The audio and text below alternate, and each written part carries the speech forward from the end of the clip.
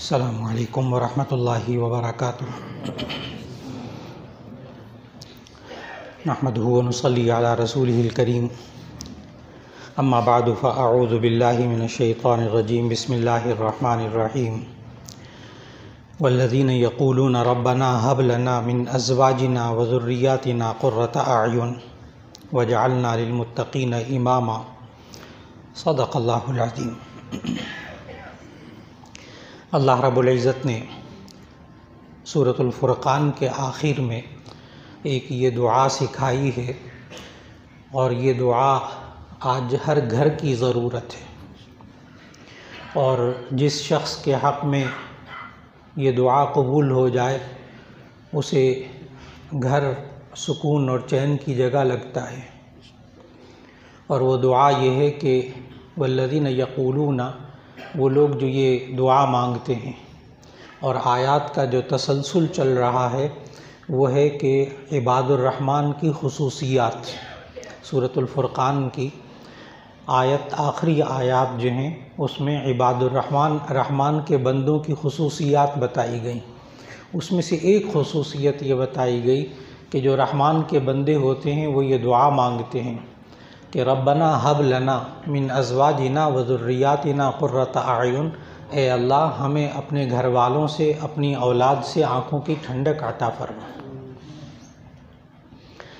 آج میں نے عرض کیا کہ ہر گھر کی ضرورت ہے یہ، جس بندے کو اپنے گھر سے اور اپنی اولاد سے آنکھوں کی ٹھنڈک ملنے لگے، اس بندے کو ساری زندگی کی محنت کمائی وصول ہو جاتی ہے۔ اور اگر انسان ساری دنیا کی دولت اکٹھی کر لے، چیزیں اکٹھی کر لے، آرام کی چیزیں، تفریح کی چیزیں، لیکن بچوں سے اور گھر والوں سے سکون نہ مل رہا ہو تو انسان کو یہ سب چیزیں بیکار اور مٹی نظر آتی ہیں۔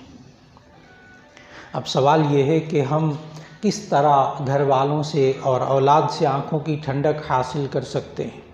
تو اس کا صرف اور صرف ایک طریقہ ہے، اور وہ یہ ہے کہ ہم اپنے گھر کو اور اپنے بچوں کو آخری نبی حضرت محمد رسول اللہ صلی اللہ علیہ وسلم، جو اللہ تعالیٰ کے بتائے ہوئے طریقوں کے مطابق ان کا اسوہ حسنہ ہمیں دیا گیا، یعنی بہترین نمونہ زندگی دیا گیا، جس طرح نبی صلی اللہ علیہ وسلم نے اپنے بچوں کو پالا، جس طرح اپنی اولاد کو پالا، اگر ہم اسی طرح پرورش کریں گے تو انشاءاللہ العزیز اللہ تعالیٰ اولاد سے آنکھوں کی ٹھنڈک عطا فرما دے گا۔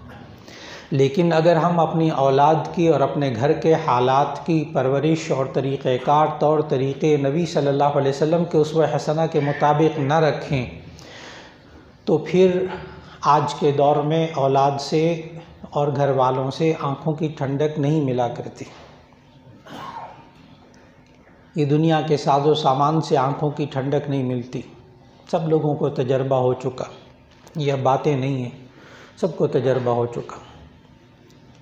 چنانچہ اسی سلسلے میں یہ عرض کیا کہ اسوہ حسنہ نبی صلی اللہ علیہ وسلم کی زندگی بہترین نمونہ ہے، تو نبی صلی اللہ علیہ وسلم نے کس طرح ایک بچی کی پیدائش سے کس طرح مراحل شروع کیے ان کا تذکرہ چل رہا تھا۔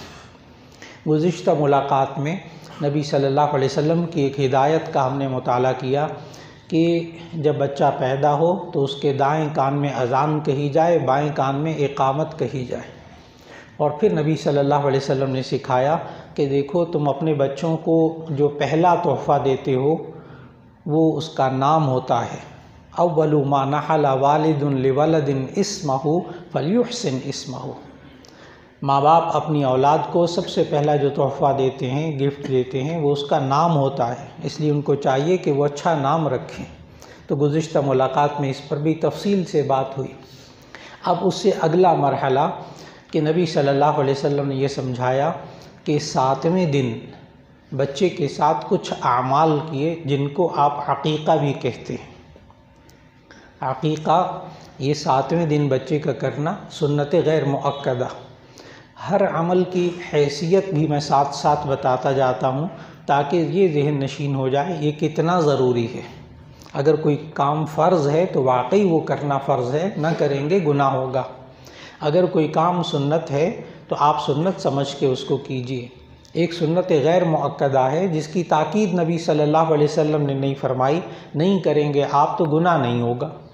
ہر عمل کی حیثیت ہم ذہن میں رکھیں گے تو پھر دین آسان لگے گا، دین آسان لگے گا۔ ہم جب ایک سنت غیر مؤکدہ بس سن لیتے ہیں لیکن حیثیت معلوم نہیں ہوتی، ہم اسے فرض کا درجہ دیتے ہیں، وہی ٹینشن کی وجہ بن جاتی ہے۔ جیسے عقیقہ، کئی ساتھی آتے ہیں، بچوں کی پیدائش ہوتی ہے کہ جی ہمارے پاس اتنے وسائل ہی نہیں ہیں کہ ہم عقیقہ کر سکیں۔ جی نہ کیجئے، کوئی حرج نہیں، سنت غیر مؤکدہ نہ کریں تو کوئی گناہ نہیں۔ اب یہ عقیقہ ایک ایسی چیز نبی صلی اللہ علیہ وسلم نے اپنی اولاد کی بھی کی اور آگے اپنے اولاد کی اولاد کی بھی کی، اور یہ عقیقہ یہ ایک ایسی سنت ہے جو کہ سنت ابراہیمی ہے۔ پہلے سے یہ دوسرے مذاہب میں، آسمانی مذاہب کے اندر یہ چیز موجود تھی، نبی صلی اللہ علیہ وسلم نے اس کو باقی رکھا۔ یہود کے ہاں آج بھی عقیقہ ہوتا ہے، یہودیوں کے ہاں، اس لیے کہ ابراہیم علیہ السلام کے زمانے سے سنت چلی آ رہی ہے۔ نبی صلی اللہ علیہ وسلم مدینہ طیبہ آئے، وہاں یہودی قبائل بہت سارے تھے تو وہ سارے کے سارے عقیقہ کرتے تھے، لیکن ان کے ہاں جو طریقے خلاف شرع تھے، خلاف اسلام تھے، ان کو روک دیا اس میں سے کہ 7ویں دن عقیقہ کرتے تھے۔ یہ نبی صلی اللہ علیہ وسلم نے وہاں جو حدیث کے الفاظ ہیں وہ یہ نہیں ہے کہ 7 دن بعد عقیقہ کریں، یہ نہیں ہے، وہاں ہے 7ویں دن عقیقہ کریں۔ اب وہ 7واں دن 14واں دن بھی ہو سکتا ہے، وہ 21واں دن بھی ہو سکتا ہے۔ آج کل کے حالات ہیں، بس اوقات گھر والے اسپتال میں ہوتے ہیں، ان کو چھٹی دیر سے ملتی ہے، یا اپنے پاس اسپتال میں خرچے زیادہ ہو جاتے ہیں، ابھی عقیقہ نہیں کر سکتے، یا ابھی وہ اپنے میکے گئی ہوئی ہے، ابھی عقیقہ نہیں کر سکتے، کوئی حرج کی بات نہیں، آپ 7واں دن اس کو اختیار کر لیجئے، چاہے 1 مہینے بعد کریں، چاہے 3 مہینے بعد عقیقہ کریں۔ اب ان باتوں کو سمجھنا بہت ضروری ہے، صرف اس لیے تاکہ ہم اسوہ حسنہ کو سمجھیں کہ نبی صلی اللہ علیہ وسلم نے اپنے بچوں کی پرورش کیسی کی، اپنے بچوں کی پرورش کیسے کی، اس کے لیے کیا ہدایات دی۔ تو 7واں دن کا خیال کر لیجئے، اور اس کی بہت آسان سی ٹیکنیک، تاریخ بھی یاد رکھنے کی ضرورت نہیں ہے، صرف دن یاد رکھ لیجئے۔ جس دن بچے کی پیدائش ہو اس سے 1 دن پہلے عقیقہ کر لیجئے، وہ 7واں دن ہوگا، چاہے آپ سال بعد عقیقہ کیجئے، وہ 7واں دن ہوگا۔ مثال کے طور پر جمعے کے دن بچے کی پیدائش ہوئی ہے تو آپ کسی بھی جمعرات کے دن آئندہ چل کر 6 مہینے 7 مہینے بعد جمعرات کو عقیقہ کریں گے، وہ 7واں دن ہی ہوگا، یہ حساب کر لیجئے گا آرام سے، بہت آسان۔ اس لیے کہ حدیث میں 7واں دن یوم السابع کا لفظ ہے، یہ کس چیز کا بھی خیال رکھ لیجئے۔ اگر آپ کو 7ویں دن چھٹی نہیں ملتی، آپ 7ویں دن عقیقہ نہیں کر سکتے، آپ 9ویں دن کر لیجئے، لیکن گناہ نہیں ہوگا، سنت غیر مؤکدہ، کوئی فرض واجب نہیں دن کا متعین ہونا۔ پھر اس کے ساتھ ساتھ نبی صلی اللہ علیہ وسلم لڑکی کی طرف سے 1 جانور ذبح کرتے تھے، لڑکے کی طرف سے 2 جانور ذبح کرتے تھے، یہ بھی سنت غیر مؤکدہ۔ اگر کوئی لڑکے کی طرف سے 1 جانور ذبح کر لے جائز، اور اس کا فلسفہ بھی بتا دوں، وہ بھی حدیث میں موجود ہے، اس کی حقیقت کہ یہ فرق نبی صلی اللہ علیہ وسلم نے کیوں کیا۔ اس لیے کیا کہ یہود اس وقت اور مکہ کے لوگ یہ سارے کے سارے لڑکا ہوتا تھا تو عقیقہ کرتے تھے، لڑکی ہوتی تھی تو اس کی پیدائش کو برا سمجھتے تھے، اتنا برا سمجھتے تھے کہ اس کو زندہ درگور کر دیتے تھے، زندہ قبر میں گاڑ دیتے تھے۔ مکہ میں آج بھی اس وقت بھی 4 دیواری کر کے اس جگہ کو محفوظ کیا گیا ہے، وہاں کوئی ابھی عمارت نہیں بنائی گئی، جہاں زمانہ جاہلیت میں لوگ بچیوں کو زندہ دفن کرتے تھے، اتنا برا سمجھتے تھے۔ اور یہ کیفیت بچیوں کی، بیٹیوں کی پیدائش کو برا سمجھنا، یہ زمانہ جاہلیت میں تھا، نبی صلی اللہ علیہ وسلم نے اس کو باقاعدہ ختم کیا، باقاعدہ ختم کیا۔ اور اس کے لیے یہ قانون نہیں بنایا کہ جو اپنی بچی کو زندہ درگور کرے گا اس کو پھانسی دے دی جائے گی، یہ قانون نہیں بنایا، نہ اللہ نے یہ قانون نازل کیا۔ اس وقت لوگوں کے اخلاق کو، لوگوں کے رویوں کو بدلا، ماحول کو بدلا، کہ وجوہات کیا تھیں بیٹی کی پیدائش کو برا سمجھنا۔ چھوٹی سی بیٹی سب کو پیاری لگتی ہے، 6-7 سال 8 سال 10 سال سب اچھے لگتے، لیکن اس کے بعد جب معاشرے کے رویے ان بچیوں کے ساتھ اور جوان ہونے کے بعد شادیوں میں جو مسائل پیش آتے ہیں اور دلہا کے جو مسائل پیش آتے ہیں اور ان کا مارنا پیٹنا اور ظلم اور جہیز اور شادی جو آگے چل کر موضوعات آ رہے ہیں ہمارے ہاں جمعے میں، وہ الگ موضوعات ہیں۔ یہی وجہ ہے کہ آج پھر زمانہ جاہلیت کی وہ سوچ ہمارے پڑھے لکھے گھرانوں کے اندر موجود ہے۔ بیٹی کی پیدائش ہوتی ہے، ساس جو خود لڑکی ہوتی ہے وہ منحوس سمجھتی ہے اس بہو کو کہ اس کے ہاں بیٹی ہو گئی، اللہ ماشاء اللہ بہت سے گھرانے الحمدللہ اب بھی ایسے ہیں جہاں بیٹی کو رحمت سمجھتے ہیں۔ وہ جہاں بیٹیوں کی عزت ہوتی ہے، جہاں بہوؤں کی عزت ہوتی ہے، وہاں الحمدللہ بیٹیوں کی پیدائش کو آج بھی اچھا سمجھتے ہیں، رحمت سمجھتے ہیں، کوئی برائی نہیں سمجھتے۔ لیکن بعض گھرانے ایسے ہیں کہ جہاں ایک بیٹی ہونے پر صبر کرنے کو کہتے ہیں اور دوسری بیٹی ہونے پر طلاق ہو جاتی ہے کہ یہ تو بیٹیاں پیدا کرتی ہیں۔ نبی صلی اللہ علیہ وسلم کے زمانے میں بھی یہ چیز موجود تھی کہ جب بیٹی ہوتی تھی تو عقیقہ نہیں کرتے تھے، اور جب بیٹا ہوتا تھا تو عقیقہ کرتے تھے۔ نبی صلی اللہ علیہ وسلم نے ان غیر مسلموں کی مخالفت سکھائی کہ دیکھو اگر تمہارے ہاں بیٹی ہو تو 1 جانور ذبح کرو عقیقے میں، اگر لڑکا ہو تو 2 جانور ذبح کرو۔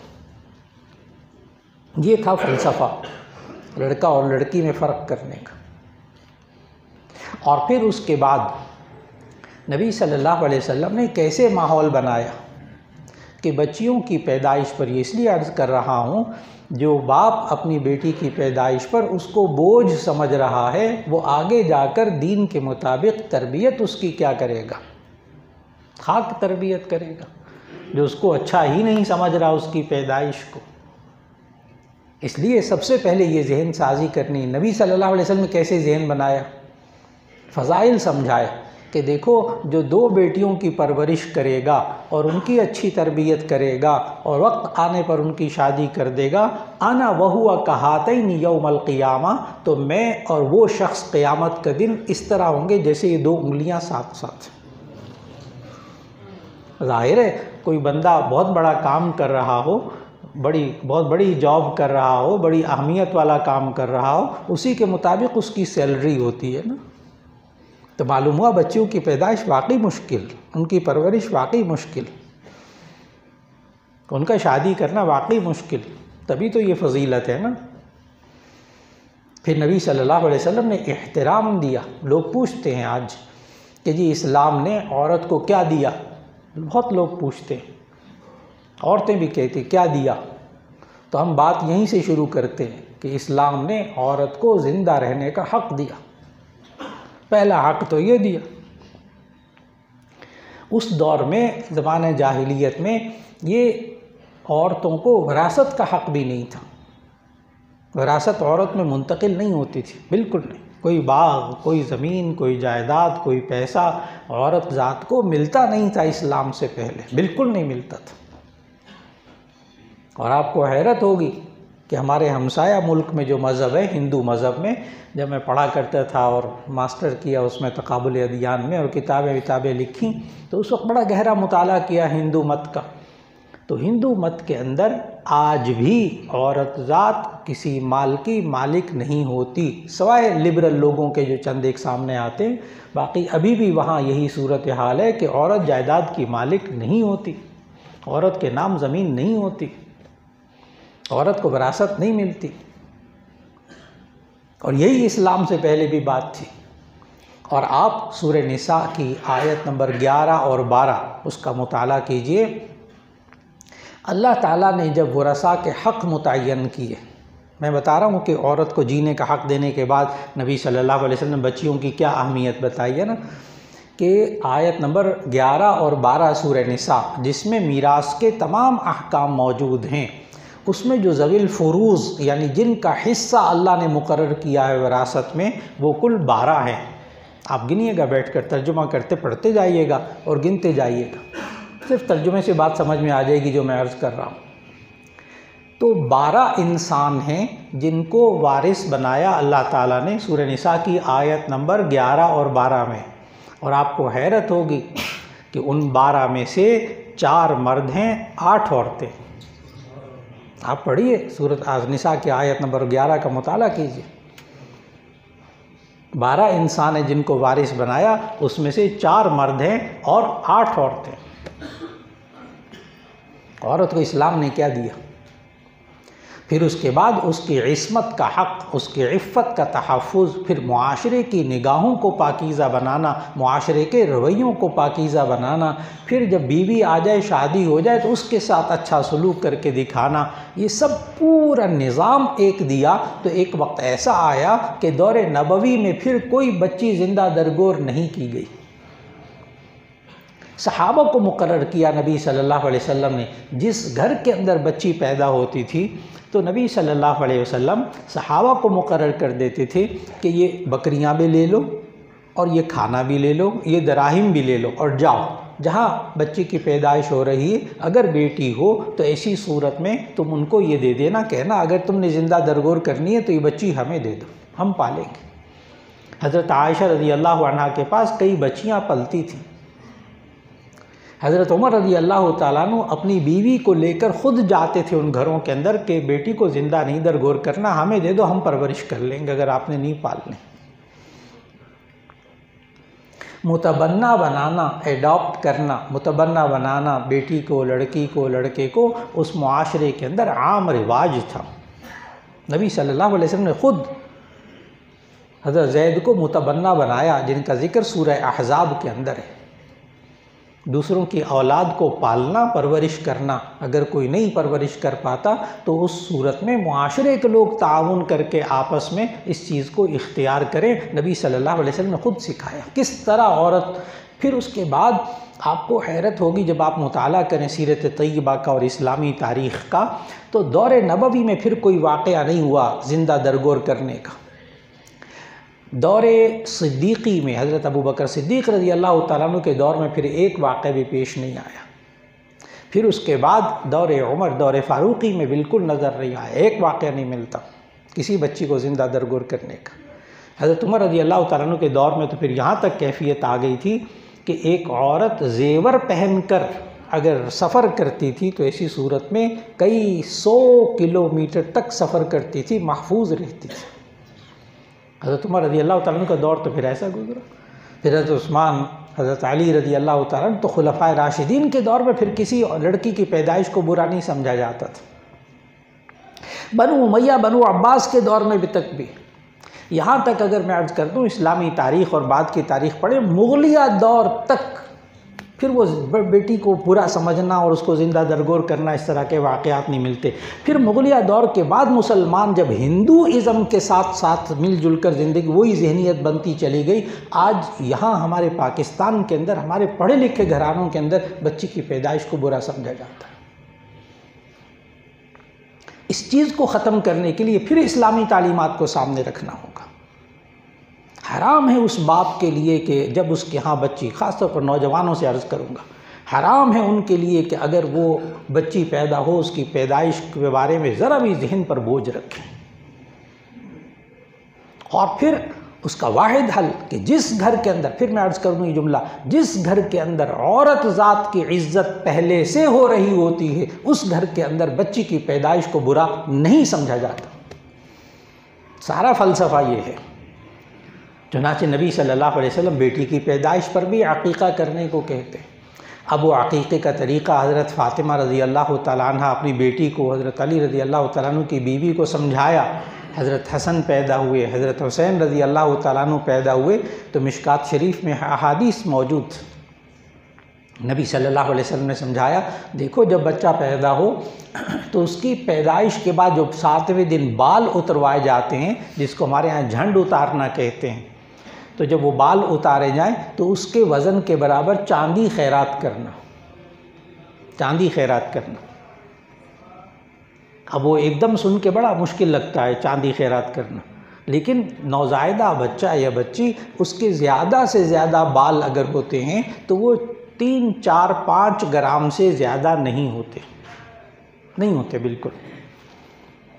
اب اگر آج کل 10 گرام چاندی جو ہے وہ 1060 روپے کی 10 گرام چاندی ہے. تو گویا کہ 500-600 روپیہ کل بنے گی، اتنے میں تو مٹھائی کا 1 کلو کا ڈبہ بھی نہیں آتا۔ یہ انسان صدقہ کر دے۔ دیکھیے اسوہ حسنہ نبی صلی اللہ علیہ وسلم نے خود سکھایا، اور سنت غیر مؤکدہ، کوئی نہ کرے گناہ نہیں۔ تو بچے کے جو بال اتریں تو ان کے وزن کے برابر چاندی خیرات کرنا، یہ سکھایا حضرت حسن حضرت حسین رضی اللہ عنہ۔ پھر اس کے بعد سکھایا کہ دیکھو یہ جو یہودی ہیں نا، یہ عقیقہ کرتے ہیں، لیکن عقیقہ کرنے کے بعد یعنی جانور کو ذبح کرتے ہیں۔ اصل بات عرض کروں، یہ جو لفظ عقیقہ ہے نا، عقیقہ، یہ عربی زبان میں نوزائیدہ بچے کے بالوں کو کہتے ہیں۔ عقیقہ جو ہے نوزائیدہ بچے کے بالوں کو کہتے ہیں۔ چونکہ وہ 7ویں دن بال اتارے جاتے تھے، 7ویں دن عقیقہ کیا جاتا تھا، تو اس جانور ہی کو عقیقے کا نام دے دیا، ورنہ عقیقہ نوزائیدہ بچے کے بالوں کو کہتے ہیں۔ وہ جب بال منڈوائے جاتے تو اس کے وزن کے برابر چاندی خیرات کرنے کو کہا۔ میں نے بتایا مشکات میں پوری حدیث موجود یہ والی۔ پھر اس کے بعد میں نے عرض کیا کہ اس وقت کے جو یہودی ہوتے تھے، وہ جانور جب ذبح کرتے تھے عقیقے کا، تو اس کا جو خون بہتا تھا وہ خون لے کر اس بچے کے سر پہ لیپ دیتے تھے۔ یہ ایک رسم تھی ان کے ہاں۔ نبی صلی اللہ علیہ وسلم منع کر دیا، فرمایا یہ تو خون ناپاک ہوتا ہے، بچے کے سر پہ ناپاک چیز نہ لگاؤ۔ حضرت فاطمہ رضی اللہ عنہ کو سمجھایا، مشکات میں حدیث موجود یہ والی، کہ حضرت فاطمہ کو سمجھایا کہ دیکھو زعفران گھول کر اس بچے کے سر پر لگاؤ۔ اب زعفران بھی مہنگا، لیکن آپ چند پتیاں زعفران کے لے لیجئے، 400-500 روپے کی بہت اچھی خاصی مقدار آ جاتی ہے، جتنا 1-2 چمچے پانی لیجئے اور اس میں گھولیے اور زعفران بچے کے سر پہ لگا لیجئے۔ یہ تو تھی اس دور کی بات، یعنی بال منڈوانے کے بعد زعفران لگا لیں سر پہ۔ اور زعفران کے بارے میں آپ آج اگر پڑھنا چاہیں تو طب نبوی اور جدید سائنس کتاب موجود ہے، بازار میں عام ملتی اردو میں، ڈاکٹر خالد غزنوی صاحب مرحوم کی کتاب لکھی ہوئی، اس میں انہوں نے زعفران پر پورا چیپٹر لکھا ہے، خود بھی MBBS ڈاکٹر تھے۔ انہوں نے زعفران کے بارے میں لکھا کہ یہ زعفران دنیا کا بہترین اینٹی سیپٹک ہے، بہترین جراثیم کش دوائی ہے یہ۔ اب دیکھیے گا ہمارے معاشرے کے اندر وہ آفٹر شیو لوشن، یعنی جس میں جراثیم کش ادویات ہوتی ہیں، اجزاء ہوتے ہیں، وہ لگاتے ہیں۔ نبی صلی اللہ علیہ وسلم اس وقت زعفران لگانے کو کہا سر منڈوانے کے بعد۔ نبی صلی اللہ علیہ وسلم سائنسدان نہیں تھے، سائنسدان کہتے ہیں جو اپنے ذہن سے اپنی سوچ سے تحقیقات کرتا ہے، ماشاءاللہ بہت اچھا ہوتا ہے سائنسدان، لیکن نبی صلی اللہ علیہ وسلم کا معاملہ کچھ اور تھا۔ وہ تحقیق اور تفتیش کر کے، ذاتی تحقیق کر کے بیان نہیں کرتے تھے، وہ تو ما ینطق عن الہویٰ ان ہوا الا وحی یوحیٰ، وہ تو بولتے ہی نہیں تھے مگر وہ بات جو اللہ وحی کرتا تھا۔ ان کو تو خالق بتاتا تھا کہ اس بچے کے سر کے ساتھ اب کیا کرنا ہے، بات کو سمجھنا ہوگا، وہ تو خالق بتاتا تھا۔ چنانچہ نبی صلی اللہ علیہ وسلم پھر اس عقیقے کو جب گوشت ہو جاتا تھا، پھر اس کو چاہے کچا گوشت کھلا دے، پکا کے کھلا دے، اس کے لیے شکلوں کو بنا لینا کہ عقیقہ ہوگا، تقریب ہوگی، ایک ولیمے کی طرح دعوت ہوگی، لاکھوں روپیہ خرچ کیا جائے گا، ہر فیملی جو آئے گی وہ بھی 20-25 ہزار 50 ہزار روپیہ اپنے اوپر خرچ کرے گی، تحفے تحائف پہ خرچ کرے گی۔ لوگوں نے عقیقہ کرنا چھوڑ دیا، اس لیے کہ نبی صلی اللہ علیہ وسلم پہلے سے بتا دیا تھا کہ لن یشاد الدین احد الا غلبہ، جو بندہ دین کے اندر سختیاں پیدا کرے گا وہ دین اس کے ہاتھ سے نکل کر یہ شخص مغلوب ہو جائے گا ان سختیوں کے نیچے، اور وہ دینی کام نہیں کر سکے گا۔ اس لیے عقیقہ کرنا بہت آسان ہے، سنت غیر مؤکدہ۔ تو آج کی نشست میں جو ہم نے بات سمجھی وہ یہ کہ نبی صلی اللہ علیہ وسلم نے اسوہ حسنہ کیسے کے ذریعے ہمیں بچوں کی پیدائش اور ان کی تربیت کرنے کے جو سلیقے سکھائے اس کے بارے میں عرض کیا۔ اللہ رب العزت ہمیں اپنے بچوں اور بچیوں کی پرورش نبی صلی اللہ علیہ وسلم کے اسوہ حسنہ کے مطابق کرنے کی توفیق عطا فرما دے۔ وآخر دعوانا الحمدللہ۔